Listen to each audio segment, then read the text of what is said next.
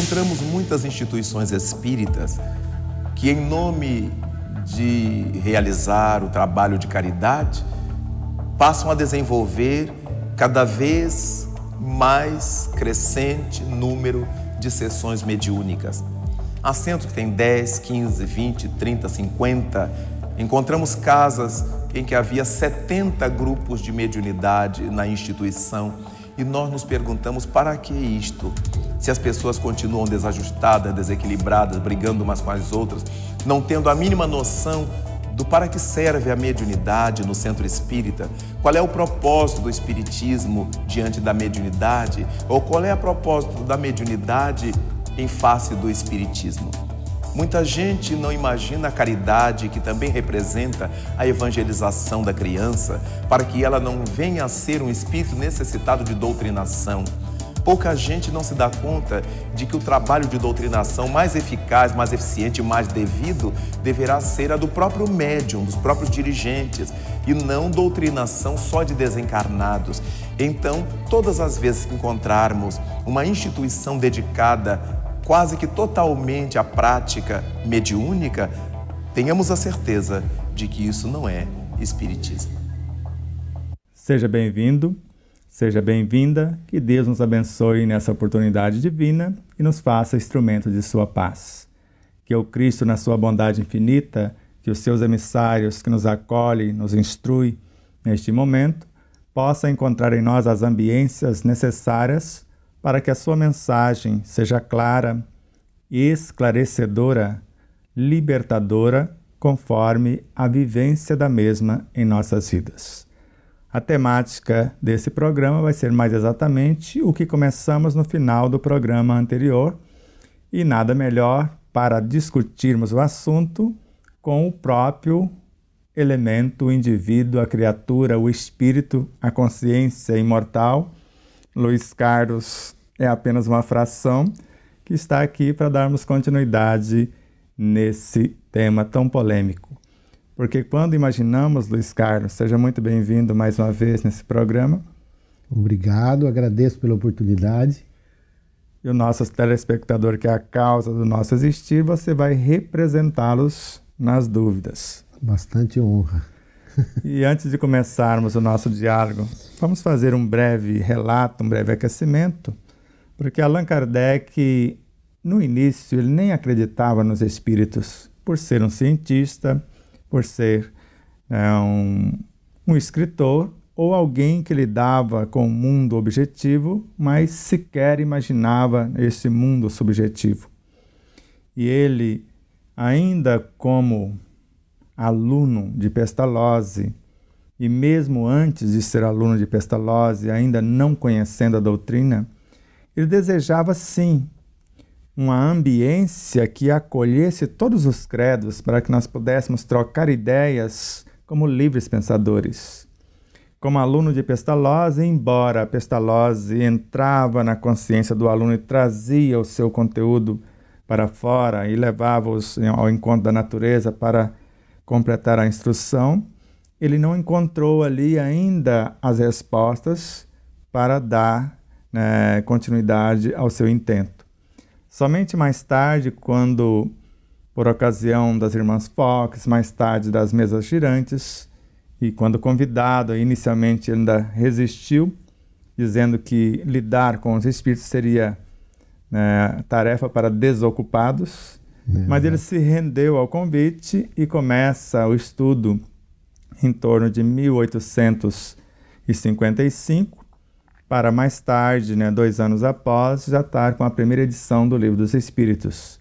Então, interrogando acerca das realidades que esta mediunidade para ele, além das mesas girantes, pancadas nas paredes e etc., culminou naquele instante na psicografia, após esses períodos de estudos e experimentação, na psicografia mecânica, que nós falamos, sem interferência da mediunidade, psicofonia e etc. E como vemos na sua própria obra, a interrogação da preexistência, da sobrevivência do ser, da origem do próprio universo, Deus como causa de todas as causas, a reencarnação como lei da natureza, a comunicação, o intercâmbio entre as diversas realidades, não só duas realidades, mas naquele momento ele já sabia dessas diversas realidades como cientista, como cosmólogo, como astrônomo, porque ele estudou mais de 30 ciências correlatas.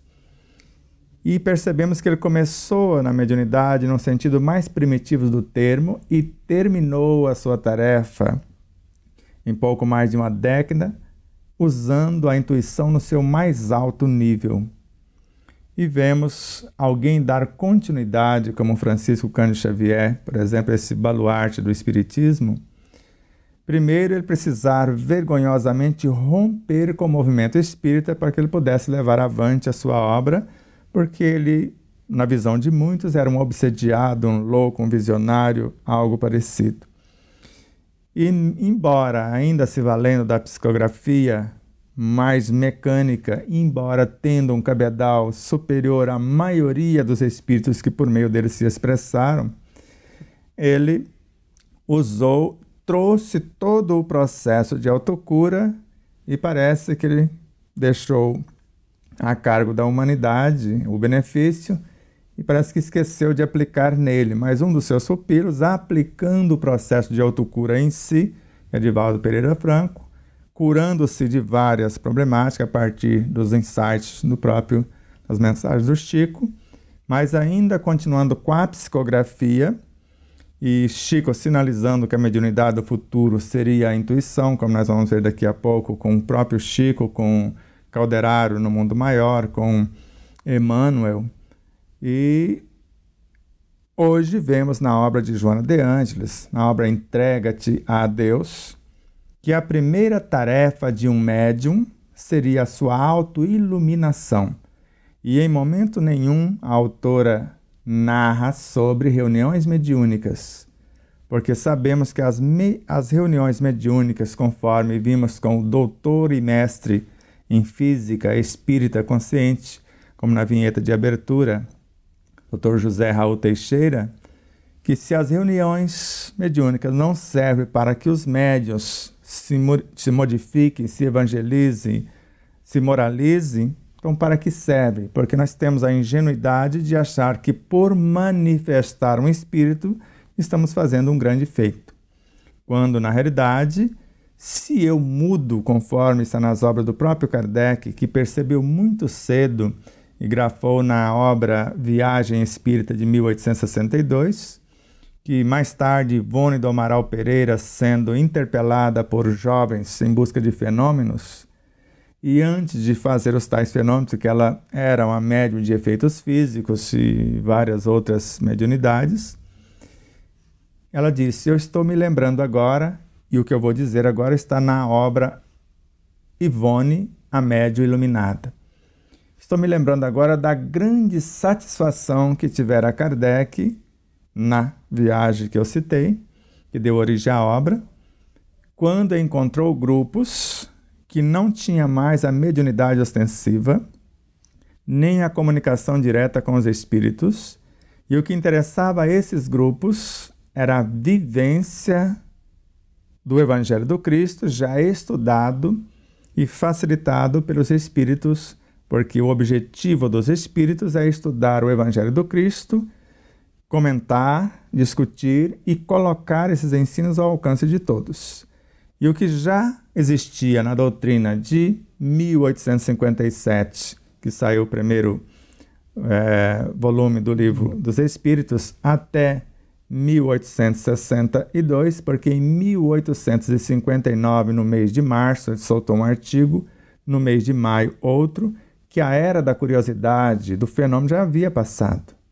Então já havia comprovado a preexistência, a sobrevivência do ser, o intercâmbio jamais cessará, porque é um fato incontestável e não depende de reuniões mediúnicas, dependendo sim do conhecimento e da moralidade do médium, e várias outras situações.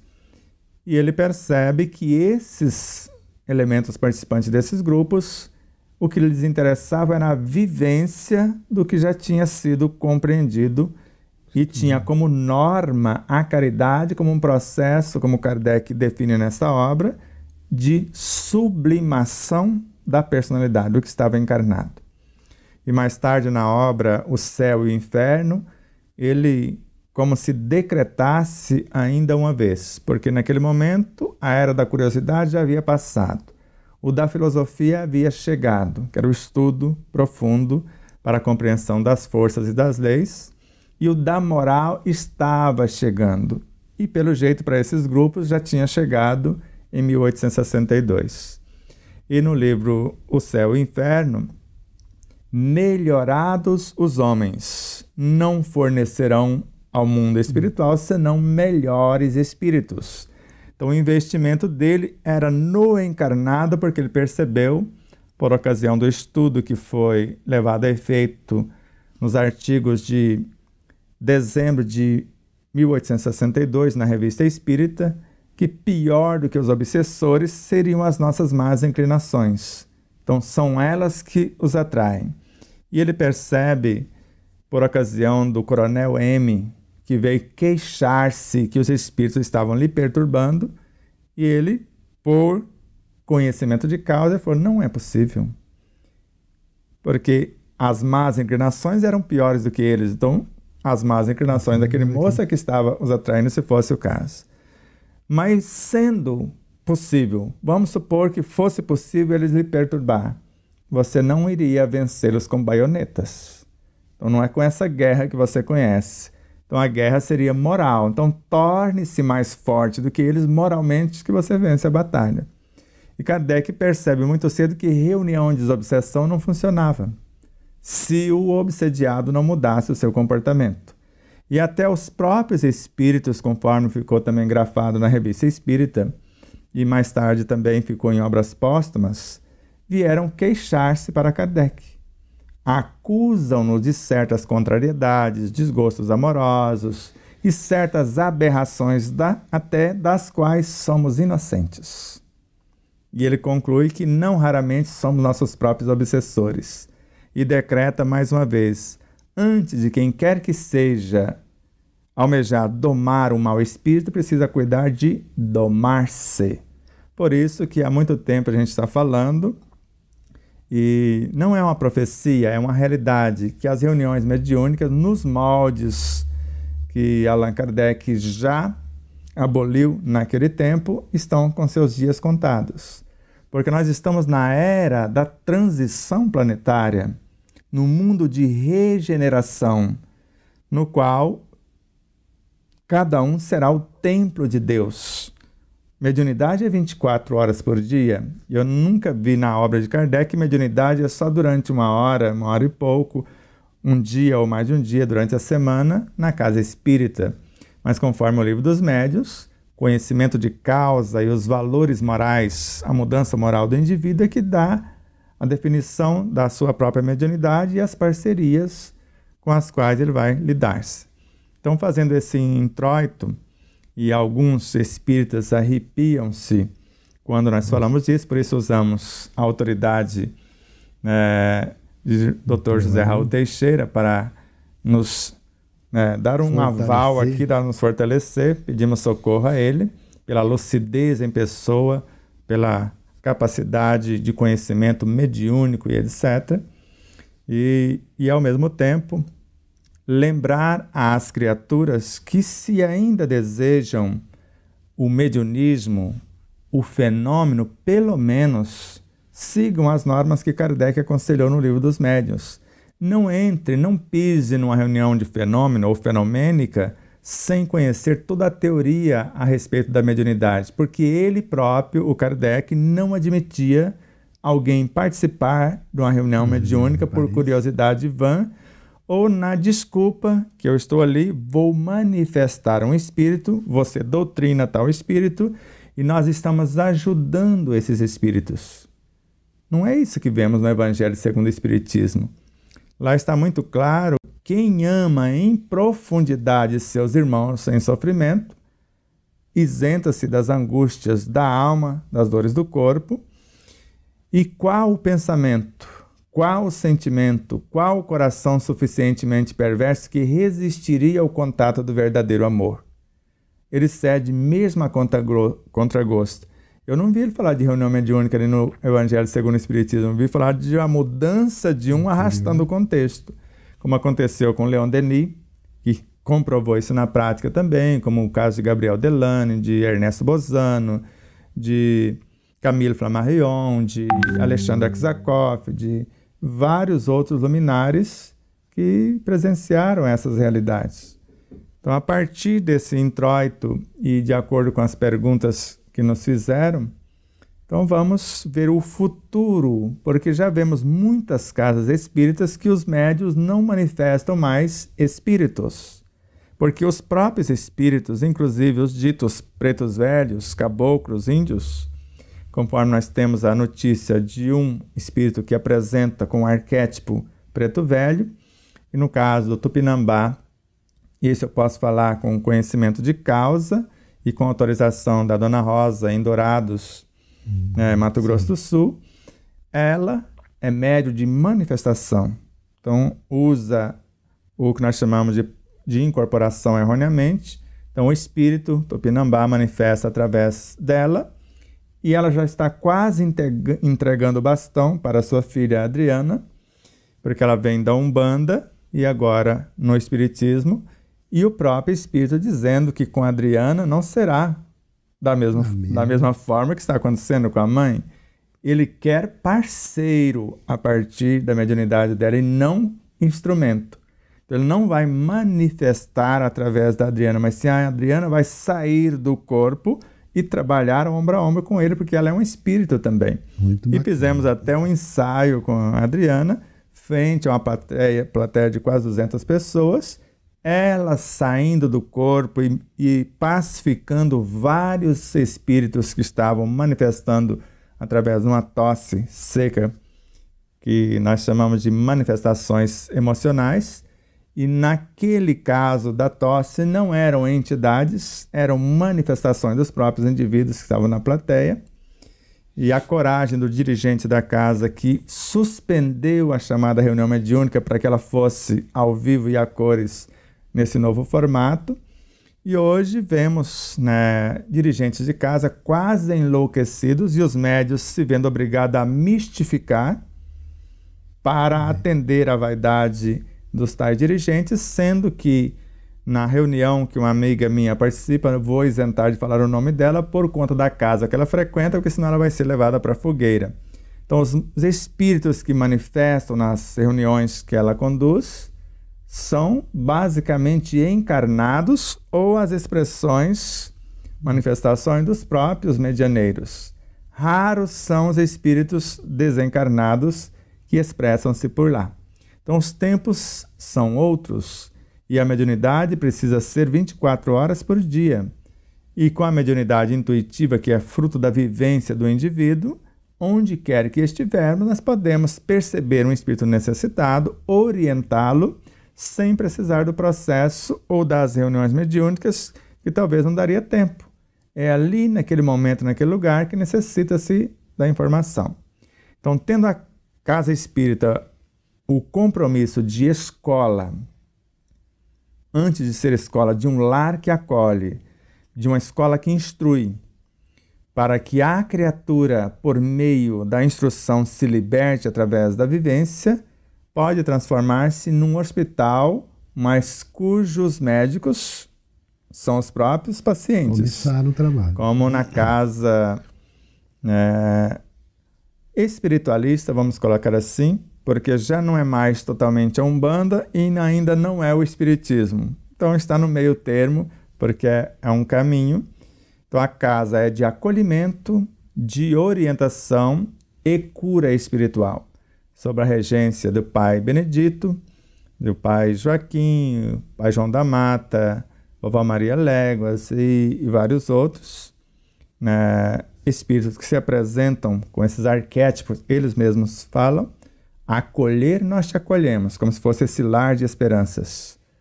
Orientar, nós te orientamos, como se fosse uma escola que instrui. Agora, curar-se é contigo, porque foi você que criou a doença. E nós não temos a obrigação de curá-lo, porque nem Jesus fizera tal feito. A sua fé te curou. Então, baseado nisso, Casa Espírita é como um lar de esperanças que acolhe, como uma escola de almas que instrui, ou como uma universidade. E, ao mesmo tempo, como um hospital que dá as diretrizes para que os pacientes comecem o processo da cura aprendendo a orar, aprendendo a magnetizar a sua água, aprendendo a usar a bioenergia, aprendendo através do culto do Evangelho no lar, do estudo, compreensão e vivência, do processo da oração, magnetização da água, a bioenergia, a resolver a sua problemática sem ficar na dependência de tais casas espíritas. E aí, por onde começamos aí? Já que o enredo foi fruto do seu conhecimento. Exatamente. Bom, as reuniões mediúnicas, numa das perguntas que eu fiz a um palestrante aqui na casa, que veio até Três Lagoas, eu perguntei se as reuniões mediúnicas estariam em processo de diminuição, né? Que passaria por um outro tipo de mediunidade que eu ainda não conhecia. E ele me respondeu que se houvesse essa situação da eliminação de uma reunião mediúnica de fenômeno, Kardec não teria, né, escrito o Livro dos Médiuns. Que o Livro dos Médiuns é exatamente para o preparo desse grupo que seria trabalhado ali.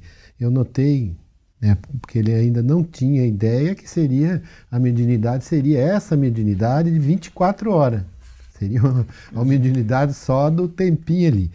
Outra coisa, se fosse para libertar espíritos que não foram preparados bem aqui, não é uma reunião mediúnica que atende 2, 3 ou 4 espíritos que resolveria o problema de todos os espíritos que estão lá aguardando essa oportunidade, né?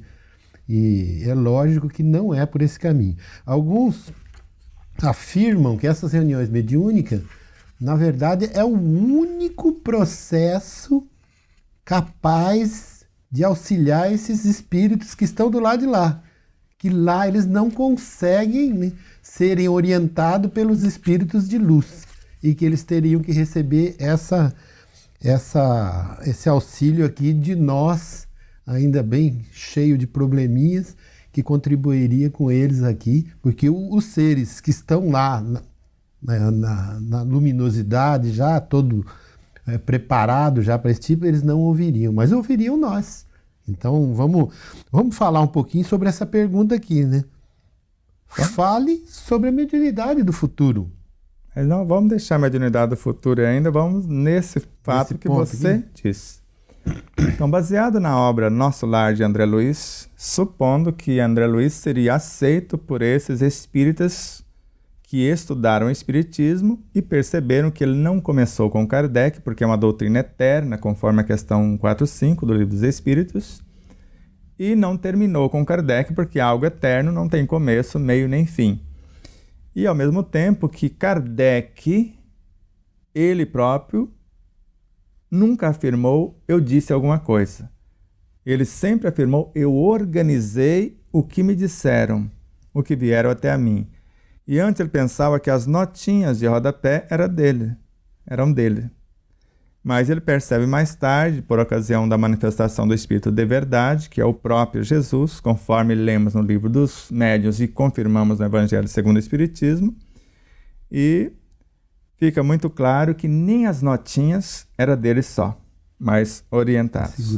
Por isso que mais tarde, por ocasião dos princípios básicos, que em determinadas traduções aparecem como prolegômenos, então o ensinamento é nosso, quer dizer, não é vosso, não é seu, mas é nosso. Você está incluído porque você participou desse enredo.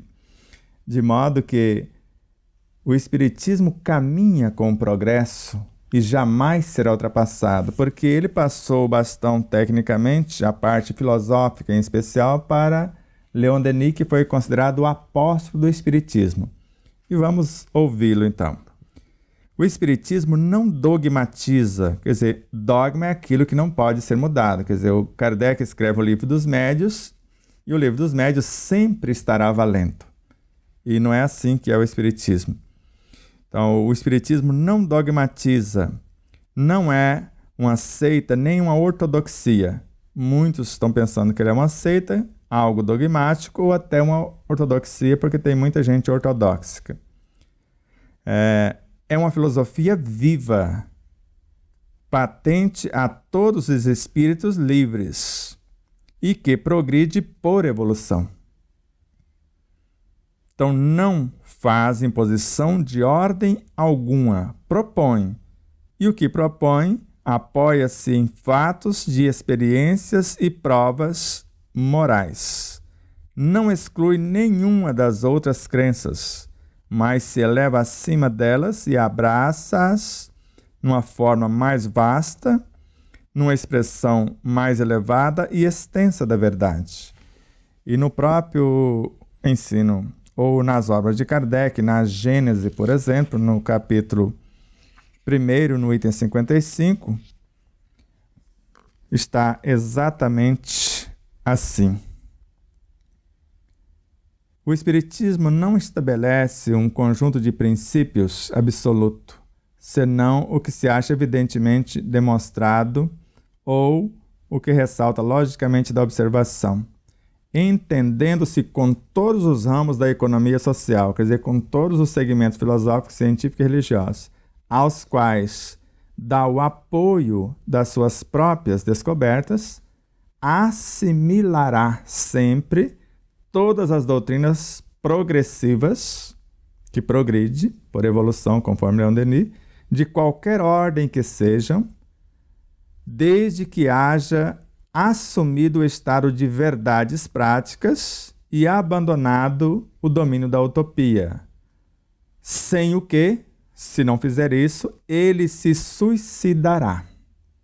Quer dizer, cessando de ser uma doutrina progressiva que assimila as verdades vindo de outros pontos, então, deixando de ser o que é, mentiria à sua origem, ao seu fim providencial. Agora, caminhando de par com o progresso, o Espiritismo jamais será ultrapassado, porque se novas descobertas lhe demonstrarem que está em erro acerca de um ponto qualquer, ele se modificaria neste ponto. Se uma verdade nova se revelar, ele a aceitará. E na Revista Espírita ele coloca também que a natureza não disse a sua última palavra. O Espiritismo assimilará sempre todas as verdades que progride por evolução. Então, todas as manifestações da consciência, da inteligência, etc. Então, será que não houve mudança nenhuma da época de Kardec na mediunidade até hoje? Se na própria obra de Kardec tem momento que de um parágrafo para o outro ele já atualiza o próprio pensamento? Será que quem assim fecha a questão no Livro dos Médiuns esqueceu que após o Livro dos Médiuns veio o Evangelho segundo o Espiritismo, veio a obra O Céu e o Inferno, a Gênese, tem anos da Revista Espírita, que saíam mensalmente, que deu origem aos volumes com 12 exemplares sintetizados. Então, será que não estudaram a obra de Kardec e perceberam que o pensamento dele evoluiu? Que seres como Leon Denis, sentado embaixo de uma árvore, recebia pela mediunidade intuitiva, num relance, em pouco menos de 2 horas, obra inteira ou obras inteiras, e outros luminares por sua vez? Então, hoje, nós compreendemos, porque a doutrina não obriga, ela não impõe. Ela propõe, o que propõe é baseado em fatos de experiências morais levadas a efeito. Então, se as criaturas ainda desejam ou necessitam do fenômeno, pelo menos precisa compreender que a maioria das manifestações são deles próprios. Isso é Emmanuel que coloca em sua obra e vários autores também. E isso aconteceu na própria época com o próprio Kardec, essas manifestações, porque ele é que descobre isso na sua época em primeiro lugar, que depois foi aprofundado por Leon Denis, por Gabriel Delany, por Alexandre Aksakov, por Ernesto Bozano, por Camille Flammarion, por Hebe Sajan, por vários outros luminares, como Gustave Gelei, como um médico, né, fisiologista daquela época. Então, quando nós vemos as chamadas reuniões mediúnicas e vemos claramente as expressões de subpersonalidades, de estados emocionais, psíquicos, até morais, manifestando da própria consciência, até estados virtuosos espirituais daquela consciência, que Allan Kardec tratou-se com o nome de animismo, só porque é meu o conteúdo não presta, eu também não sou um espírito imortal, a habilidade não é tanto minha de encarnado quanto desencarnado, conforme consta no Livro dos Médiuns e na Gênese. Exatamente. Então, se eu compreendo a reunião mediúnica, se eu domino os meus talentos, se eu tenho controle sobre eles, porque o estudo é para isso, para que eu me conheça o que é mediunidade, para que quando se expressar algo do meu próprio universo, ou alguém, como o próprio Raul Teixeira narra, quando o médium estuda, quando o médium se moraliza, o máximo que o espírito pode dizer, eu estou aqui, posso? Eu que vou dizer se pode, se o momento é propício, se vai ser intuitiva, se eu vou ouvir, se eu vou ver, se eu vou sentir. Então, sou eu que vou definir o meio de comunicação. Então, como eu falei, se alguém estudou pelo menos Nosso Lar, só Nosso Lar, eu não lembro de reunião mediúnica no umbral. E André Luiz sofria, o sofrimento era terrível. 8 anos de autopunição, de dilaceramento, porque era culpas, punições, etc. Agora eu lembro que quando ele reconhece e admite a existência de Deus, que ele não acreditava em Deus, Clarencio aparece de imediato ao lado dele. E parece que Clarencio teve cabedal, e assim como todos aqueles demais espíritos, como Veneranda e vários outros luminares, estavam lá para assistir os encarnados. Então você não vê na obra Nosso Lar uma afirmação dessa, que não seria possível. Agora lá tem muito mais gente do que cá. E quando a coisa aperta por lá, como no caso na obra de Nosso Lar, o governador que queria recuperar a alimentação por meio da respiração, vieram 200 especialistas de um plano superior. Então, se a coisa aperta, eles pedem socorro para os universitários. Então, seria uma ilusão, encarnados, estropiados, que não mudam a si próprios, porque o Kardec foi muito claro, vaso sujo suja a água.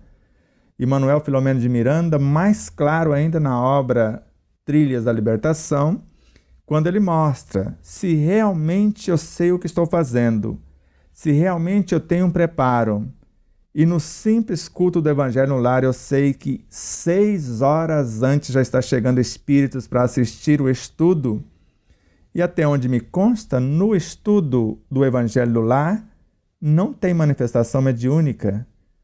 E até onde me consta, na história de Francisco Cândido Xavier, João Nunes Maia e sua esposa viviam perturbadinhos. Emmanuel e Chico deu a eles um conselho: estudem o Evangelho no Lar durante 6 anos. Vocês vão perceber que essas perturbações vão cessando e as coisas vão... E vocês vão receber ainda um presente no dia que completar os 6 anos. E até onde nos consta, ali foi evangelizados 221 espíritos altamente perversos e ignorantes. No Evangelho, não disse em reunião mediúnica. Agora, Kardec, percebendo isso, na obra Revista Espírita de 1868, no primeiro artigo do mês de novembro, ele fala que numa reunião de estudos, nós já estamos encarnados, para encarnados nos assistindo entre si. E, ao mesmo tempo, simultaneamente, através do estudo, pelas vibrações que são geradas num estudo harmônico, assistindo espíritos mais necessitados do que nós. Seriam chamados sofredores. Ou até perturbadores, por que não? E sendo assistidos por seres mais iluminados. Então ele demonstrou que a reunião de estudo era a reunião de desobsessão, a reunião de evangelização, a reunião de assistência aos encarnados e desencarnados, tudo estaria acontecendo ali sem um sofrimento, porque ele próprio disse mais de uma vez, vaso sujo, suja água. E em Trilhos da Libertação, voltando lá para completar a informação, o máximo que eu poderia fazer é permitir que o Espírito chegasse próximo de mim, se eu quero ajudar de fato, não é a manifestação que ajuda. Então ele vai assimilar o energismo enobrecedor que vai confortá-lo, vai sair do meu psiquismo para o dele. E a parte que o perturba virá do dele para o meu. Eu vou segurar por alguns segundos, sem lamentação, se eu sei como fazer, e após isso, a espiritualidade vai tirar esse energismo deletério, vai ressignificá-lo e devolvê-lo à natureza e vai potencializar, doando-me até 1000 vezes mais do que eu doei a esse necessitado. Luiz Sérgio, em Cascatas de Luz, mostra algo semelhante a essa reunião. Então ele queria assistir espíritos com o perispírito deformado, mas não poderia ser em reuniões que houvesse manifestações. Então eles escolhiam aquelas reuniões onde os médiuns estavam orando. Eles criavam grupos para orar, para vibrar, para o que a gente chama fazer vibrações. Então eles escolhiam aqueles medianeiros cujos chakras eram conectados nos chakras perispirituais desses seres, e aquelas vibrações amorosas geravam energias para a reconstrução desses veículos. E assim várias histórias. Então nós aqui vamos ver se o simples manifestar e alguém doutrinar com palavras, às vezes até decoradas, se isso resolve a moralização, porque, mais uma vez, eu volto à obra de André Luiz, na obra Nos Domínios da Mediunidade. Então veja o que André Luiz percebe e Alexandre esclarece. Então ele percebeu que o médium estava manifestando uma entidade e o doutrinador doutrinando. Mas André Luiz falou, mas esse espírito não está ouvindo o que o doutrinador está falando. E Alexandre fala, realmente não, mas olhe um pouquinho para baixo. Ele olhou no chakra cardíaco do doutrinador e saiu um jato de amorosidade tremenda, tamanha, que entrava direto no chakra cardíaco do espírito necessitado. Falou, isso ele está ouvindo. Então era palavras ou moralidade do elemento. Como você vê a moralidade na mesma obra, no capítulo 17, no trabalho de passe. O preparo, o estudo, o recolhimento, a seriedade. Pode ir. Aqui. Não, eu quase vi essa cena que você contou agora aí. Né? Você sempre fala para nós que não se preocupem, eu falarei com as suas consciências.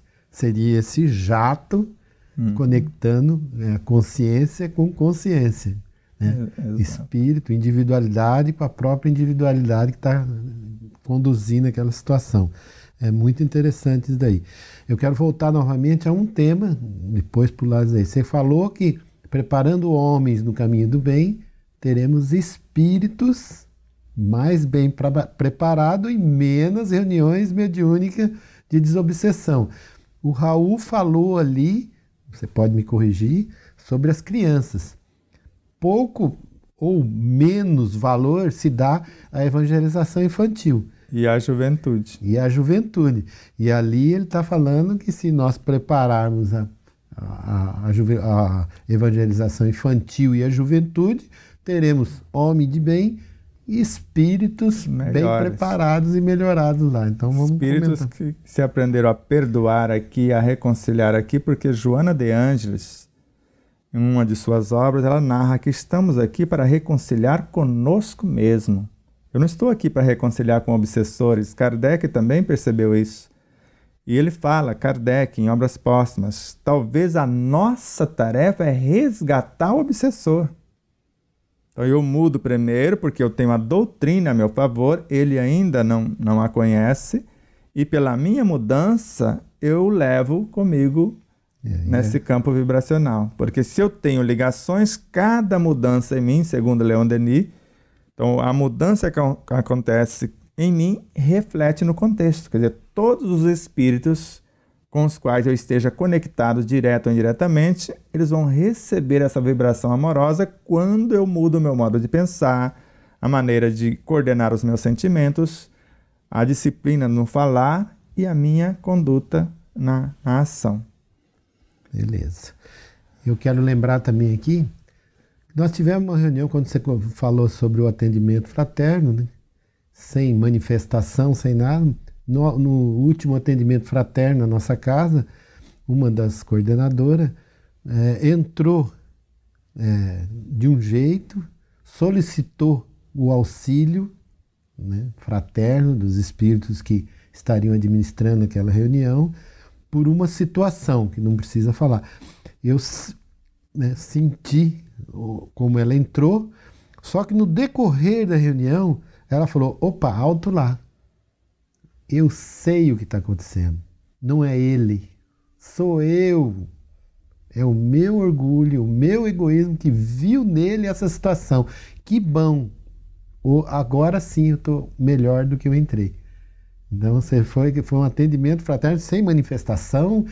E ela, através dos estudos que estavam sendo ministrados, ela mesma, né, com o auxílio, lógico, da espiritualidade, mas com o esforço dela, ela conseguiu a alteração da vibração que ela chegou. Então, de repente, a situação que poderia eclodir numa manifestação era o conteúdo dela própria. Por isso que ela reconheceu antes que houvesse e consertou a própria trajetória. Então, muito, muito interessante mesmo. E voltando um pouquinho mais nas crianças, né? Uma pergunta de uma das pessoas que me encontrou essa semana, lembrando, comenta com o Sebastião, essas crianças parece que estão muito bem preparadas, parece que em vez de serem alunos nossos, eles estão quase sendo professores diante dessa nova proposta de regeneração que você acabou de falar, porque Kardec falava de coisas de criança com criança. Se nós ficássemos lá nas pancadas, ou então a própria nas reuniões, nós estaríamos falando de coisas de criança com criança. Só que nós estamos mudando, nós estamos transformando. Hoje não é uma conversa para criança, é para seres mais maduros. Então vamos comentar sobre esse assunto aí. E antes de voltar aí na criança, vamos lembrar com Kardec. Naquele momento, acreditarmos que no mineral, conforme está na questão 585 do Livro dos Espíritos, basta apertar o botão do meio, aí ele te ajuda. Aí. Então, na questão 585 do Livro dos Espíritos, ele fala que no reino mineral haveria só uma força mecânica, no reino vegetal a sensibilidade, ao mesmo tempo no reino animal os instintos, e no reino humano sintetizaria todas essas três facetas. Mas ainda na própria obra ele percebe que tinha mais um reino pré-humano entre o animal e o homem. E percebe que tinha sub-reinos entre animal e vegetal, entre vegetal e mineral. E percebe prontamente que o reino mineral já tinha algo diferenciado, porque Joana de Antes participou da codificação e mais tarde trouxe em sua obra que o sistema nervoso não começa nos crustáceos, conforme definiu André Luiz em Evolução em Dois Mundos, mas sim na seiva das algas verdes nos leitos oceânicos. Então, um pouquinho atrás. Então, se o sistema nervoso já está na seiva da água, das algas, basicamente isso é minério, reino mineral. Então, se ali já tem manifestações de sensibilidade, que era algo mais sensível que o nosso sistema nervoso, e ao mesmo tempo, Kardec já presencia na obra A Gênese plantas com instintos. E antes, no começo da obra, no Livro dos Espíritos, plantas não tinham instintos. Quem tinha instinto era só animais. E agora nós percebemos que no animal, atualmente, tem animal usando a inteligência, às vezes, melhor do que um humano. E tendo sentimentos de solidariedade, fraternidade, que não é instinto. O instinto não programa, não tem atos solidários conforme aquela cachorrinha que vai lá na frente, come e lembra que os outros ficaram sem comer e leva. Isso não é instinto. O instinto pensa em si, defende o seu próprio quadrado, somente isso. Então, se no pré-humano hoje vemos os elementais, que Kardec lidou com eles também, e percebendo a expertise, espíritos como o anjo das crianças, que nós grafamos aqui no livro, no capítulo 6º. Então ele tinha um cabedal moral, parece que mais elevado do que humanos. Será que observou bastante os humanos para fazer menos besteira? Porque nós sabemos disso, eu posso aprender observando. Exato. Então, muitos espíritas que não perceberam a evolução do pensamento de Kardec pensam que no reino mineral só uma força mecânica. Mas hoje a água foi classificada pela ciência como um ser vivo, que na intimidade de uma gota d'água tem seres com milésima de milímetro, conforme Camilo Flammarion, já com músculos, com nervos, com instrumento de nutrição, de locomoção, de percepção, e já com a força e a velocidade de um cavalo a galope, perseguindo o seu almoço nos abismos de uma gota d'água.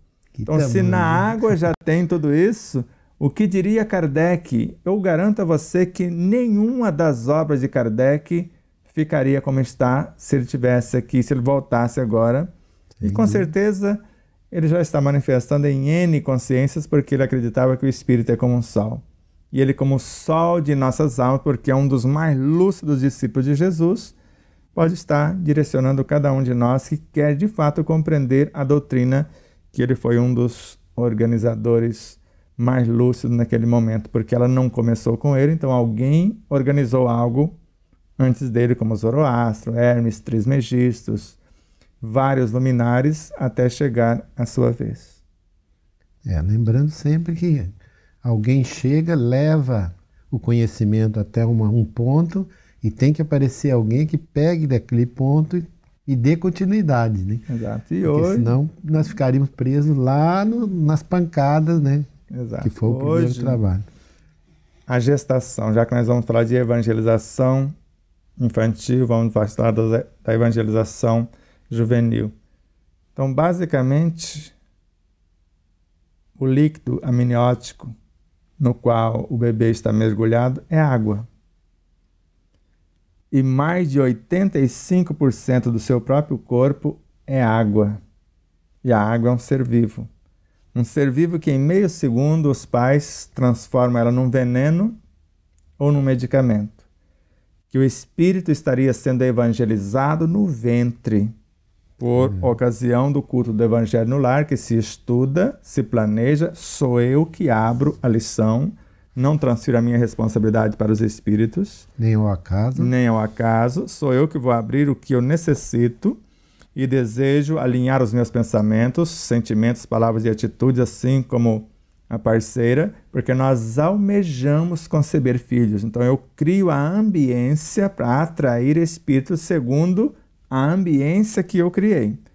E agora, após a concepção, vou me esforçar, porque ele aprende durante a gestação 10.000 vezes a mais do que depois que nasce. Então eu vou me esforçar na oração, no evangelho, em tudo que estiver ao meu alcance, na minha transformação, no meu conhecimento, porque eu estou dando a esse espírito aulas, instruindo-o para, ou ele instruindo-me, já que você disse, né, e é um fato, chegando gente mais instruída do que nós que estamos aqui.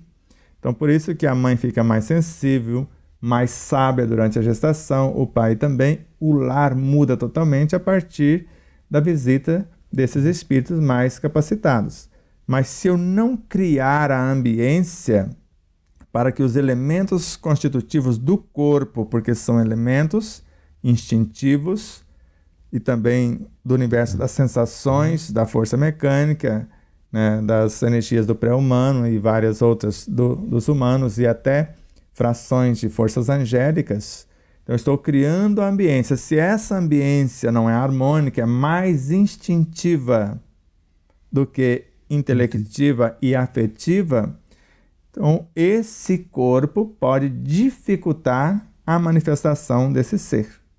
Então, quanto mais sutil forem os meus pensamentos, sentimentos, palavras e atitudes, mais sutis serão os elementos para a confecção desses corpos. Então, quanto mais saudáveis, mais sutilizados os corpos, mais facilidade esses espíritos encarnantes terão. De modo que a evangelização, conforme dizia Napoleão, a educação, sinônimo de evangelização, começa 20 anos antes da concepção, ou antes do nascimento do espírito, melhor dizendo. Nascimento do corpo, porque o espírito já está lá. Aguardando. Então, o trabalho mais importante, mediunicamente falando, seria esse, porque a mãe está sendo uma médium fantástica, porque ela é a única, segundo o Dr. Sérgio Felipe de Oliveira, que de fato está incorporando um espírito. E isso se chama de incorporação, ele está dentro do seu corpo. As demais são manifestações. Então o processo começa aqui, a casa espírita como a extensão do nosso lar, é uma escola, mas Kardec fala que a primeira escola é o nosso próprio lar, a casa espírita seria o apoio, uma escola que ele vai receber novas instruções e exemplos. Lá. Aí, a partir dali, quando chegar na da adolescência, a continuidade para que ele chegue à madureza, né, para ser os novos ou futuros dirigentes com mentes mais abertas, né, com esse cabedal maior que está trazendo de outros orbes, de outras instâncias, para acelerar o processo regenerativo que está acontecendo por aqui. Sem dúvida nenhuma. Até numa das palestras tuas, você fala que no futuro as mães terão que se capacitar para serem mães. Terão que passar por um curso para ver se realmente, eu acho que até passa por esse curso. Você comentou do espírito, né, que recebe da mãe, por essas situações desarmônicas, um corpo que ele pode até não conduzir, e ele também pode abortar. Não, esse corpo não vai servir para mim nessa manifestação. Vem você que está à mercê do que você precisa. Troca-se o espírito para que ele assuma aquele corpo. Então a gestação hoje, né, que nós sabemos que não é só da mulher, o pai também está grávido, e a família, os avós, todo mundo, é de uma responsabilidade que eu vim aprender depois de muito tempo dessa responsabilidade, né? Aí nós poderíamos comentar mais alguma coisinha. E lógico, na evangelização infantil, falar de coisas sérias, porque ali não tem crianças mais. Então, levar o assunto sério, levar o evangelho na sua profundidade. Porque tem muitas pessoas que acham que falar de coisa séria com criança, eles não vão entender. E nós vimos na casa que muitas vezes nós ficamos pasmos com o que eles entendem do Evangelho. Exato. Então, hoje, quando lembramos do próprio Kardec como educador, como escritor, como cientista, como filósofo, como um evangelho vivo, ou evangelho personificado, o Kardec, o ser humano, acima de qualquer outra situação. Então, aí percebemos na sua tarefa, no seu esforço extremo, um projeto de educação do espírito, de todos os envolvidos, e ele próprio dizendo que tudo é espírito. Não usou essas palavras exatamente, mas na obra A Gênese está muito claro, já que o elemento que estamos falando trata-se dos fluidos propriamente ditos, não existe em todo o cosmos senão uma única substância primitiva. E não existe nada em a natureza, uma molécula, um inseto, um embrião, que não seja uma porção desse elemento individualizado, e que nós chamamos de o princípio inteligente do universo, que na questão 603 do Livro dos Espíritos, cada ser organizado de acordo com a obra que fosse construir e a capacidade que ele teria para gerenciar essa energia, assimilaria uma porção. Então, quando falamos hoje da evangelização, Então nós estamos falando de alguém que vai verbalizar o que sente, o que pensa, usando os recursos verbais e transferir para dentro de quem te ouve parte do seu próprio espírito, conforme o próprio Emmanuel coloca em sua obra, Ramatiz também na sua obra, Miramês, Joana de Ângeles e vários outros. Deixa eu destravar para você. Então, quando falamos dessas necessidades do estudo, compreensão e vivência consciente da doutrina dos espíritos, estamos falando de uma doutrina que a cada segundo chega informações novas. Então, se o próprio livro Despertar da Consciência, na 8ª edição, que nós pensávamos que estava pronto e pedimos desculpa ao leitor, na 9ª edição ainda vai ser mudada alguma coisa, porque percebemos num dado momento que nós falamos do conhecimento e naquele momento confundiu alguém e nós tivemos que mudar, então, conhecimento transcendente, que naquele momento cabia, que em outro momento não cabia, às vezes, a palavra, e nós estamos percebendo isso. E o segundo livro já é esse próprio evoluindo, porque é algo desse desabrochando. Então é como se pegasse uma lupa e agora, porque nos passaram outro dia durante uma palestra que o original tem 23.000 páginas, 740 e poucas parece. Depois eu preciso ouvir a gravação para memorizar o original. E aqui tem apenas alguns fragmentos, que no próximo, mais alguns fragmentos e o conteúdo desse desabrochando e mais conteúdos desse livro original, como será com o terceiro e etc. A hora que sair o segundo, aí a gente volta nesse livro e vai transformar esse livro em 10 livros. Aí o primeiro capítulo vai transformar-se num livro de mais ou menos 100 e poucas páginas, e assim como todos. Nós vamos começar pelo final, o 10º capítulo, que vai ter pelo menos umas 180 páginas, o 10º capítulo. Após concluir isso aí é que virá o terceiro, e terminando o terceiro, volta no segundo e faz a mesma coisa, cada capítulo virando um livro. Mas o nosso tempo está se aproximando e eu gostaria de fazer uma visualização breve com os nossos telespectadores. E se você tiver mais alguma colocação, nós vamos dar continuidade ao tema ainda. Então vamos lembrar as pessoas que o tema, que é a mediunidade do futuro, que é a intuitiva, nós vamos abordar no próximo. Mais exatamente no próximo, e pontuar, né, a oração, a magnetização da água, a bioenergia, o processo de desobsessão, dar algo mais dentro da casa espírita, e para aqueles que querem e necessitam ainda do fenômeno, pelo menos tenha consciência do que está fazendo, para pelo menos não atrapalhar os espíritos, porque um médium inconsciente de um processo da bioenergia que está acontecendo numa sala ou numa câmara de passe, numa cabine de passe, gasta-se energia para isolá-lo, que daria para atender 29 espíritos sofridos. Então ele está ali achando que está impondo as mãos e fazendo um grande feito, não se preparou, não tem o energismo, ele pode asfixiar alguém, conforme está na Gênese. Então hoje, por misericórdia, ele é isolado. Só que para isolá-lo, então, já que não quer estudar, não quer se moralizar, então não participe de tal tarefa. Vai fazer faxina na casa, vai lavar os banheiros, que é tão nobre quanto, porque não existe tarefa melhor. Então existe tarefa onde eu faço de forma consciente e da melhor maneira possível. Então, imaginando os bons espíritos que nos instruem neste momento e criando as ambiências necessárias para a construção do campo intuitivo, que não é senão a fé vivenciada.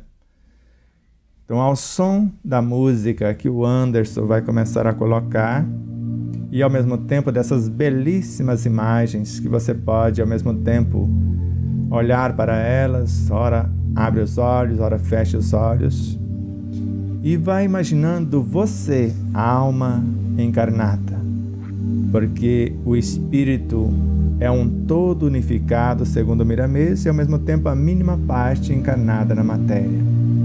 E a natureza, sendo sábia, ela cria vários corpos para que o recado do espírito seja dado e o trabalho na alma consumado.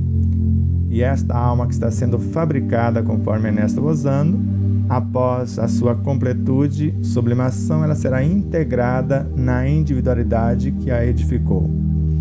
De modo que esse ponto de autoconsciência pura, no dizer de Joana de Ângeles, que é o centro da consciência individual, da personalidade a qual estamos animando, fará parte da nossa consciência, que é a síntese de todas as vivências, conforme a autora define. Ou essa diminuta fração, conforme Leon Denis, esse eu exterior, tomando consciência desse eu interior, possa tornar-se um, como também definiu Paulo de Tarso. Existe em mim o eu exterior e o eu interior, e por mais que o eu exterior se corrompa, o eu interior continua evoluindo dia a dia. Então, sabendo que a mediunidade do futuro é aquela que eu vou comunicar com a minha própria consciência ou com todas as minhas vivências, conforme bem definiu Allan Kardec. Então, um pensamento bem arquitetado me conecta com todas as minhas vivências. Ao mesmo tempo, com todos os seres dentro de um mundo e com todos os seres em todos os mundos. Como todas as criaturas são multidimensionais, multiversos de fato, nós existimos aqui nesta terceira dimensão, existimos antes desta, em mundos que antecedem na segunda dimensão, na primeira dimensão, então em mundos primitivos, de provas e expiações, de regeneração, mundos felizes, celestes e divinos, porque são apenas escalas, porque são infinitos mundos e infinitas classificações. De modo que eu, a alma encarnada consciente da minha realidade, ao apresentar um propósito enobrecedor para a minha vida e para onde vivo, para o entorno, eu estou intencionando um diálogo com a minha superconsciência, com o reino de Deus em mim. E quando faço isso, eu viajo da mente para lá com essa proposta, convidando para o festim todo o universo do subconsciente e inconsciente também. Porque o consciente viaja para o sub e a partir do subconsciente, que é uma fração do inconsciente, viaja para o super. E ao retornar, retornamos com a oração iluminando-se de dentro para fora, pacificando todo o inconsciente, ressignificando o subconsciente e iluminando o consciente. E com isso, o pensamento que me conecta com todas as minhas vivências, agora vai me conectar com todos os seres dentro do mundo que eu vivo e em todos os mundos que existo também.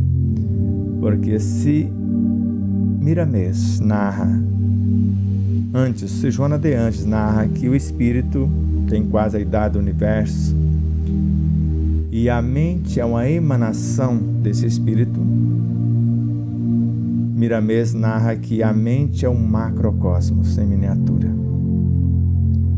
Se a mente construiu o perispírito e por meio dele se expressa, vários autores narram que o perispírito é um universo em miniatura. E para Emmanuel, na obra Pão Nosso, na lição Governo Interno, no capítulo 158, o corpo físico é uma miniatura do universo. Para outros autores, cada órgão é uma cópia do universo. Cada sistema, cada tecido dentro do órgão, cada célula dentro dos tecidos, cada molécula. E finalizando com Joana de Ângeles, cada átomo é um universo em miniatura. Então inspirem com suavidade, viajando para dentro e para fora, comunicando as vossas reais intenções, porque na oração cada palavra deve revelar uma intenção. e viajando do consciente para o sub, intencionando mudar o nosso comportamento, do subconsciente para o inconsciente, pacificando os nossos tormentos, do inconsciente para o superconsciente, buscando a iluminação de nossas consciências. E podemos dizer: eu e o Pai, a minha consciência, somos um. Eu e meu subconsciente, meu perispírito e o corpo somos um. Eu, o meu inconsciente, somos um. Somos todos um. E com a serenidade que almejamos, com a força pacificadora que nos envolve, com a harmonia que propomos e com a felicidade que pleiteamos, possamos arquitetar cada pensamento e qualificá-lo com os nossos mais nobres sentimentos, projetá-los com as palavras mais equilibradas e cultivá-los com as mais enobrecedoras atitudes ou ações. Inspirem. As ideias enobrecedoras, esses planos de futuras ações são portadores das energias equilibrantes, que reorganiza os complexos campos celulares, harmoniza-os e aumenta-lhes a produtividade. Cada indivíduo interessado na autocura deve visualizar-se saudável, em equilíbrio, vendo-se recuperados, assumindo as novas responsabilidades, a postura mental, emocional, afetiva e, ao mesmo tempo, o seu falar, o seu agir. Vejo a obra, vejo Deus. Ver-se num futuro próximo, mais pacífico, mais saudável, mais feliz, é a meta de todo aquele que busca conhecer o despertar e o iluminar de suas consciências.